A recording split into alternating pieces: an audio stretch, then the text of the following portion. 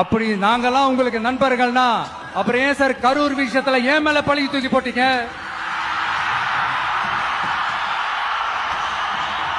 உங்களுக்கு மனசாட்சின்னு ஒண்ணு இருந்தா அப்படி பேசிருப்பீங்களா?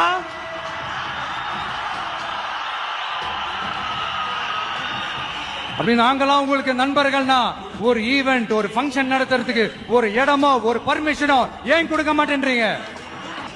நீங்க அரசியலுக்கு வர்றதுக்கு முன்னாடி உங்ககிட்ட இருந்த சொத்து எவ்வளோ? அரசியலுக்கு வந்ததுக்கு அப்புறம் இன்னைக்கு உங்ககிட்ட இருக்கிற சொத்து எவ்வளோ? அதை ஓபனா டிக்ளேர் பண்ண முடியுமா? அப்படி வந்த காசெல்லாம் என்னென்ன தொழில் செஞ்சு வந்துச்சு, என்ன வேலை செஞ்சு வந்துச்சு?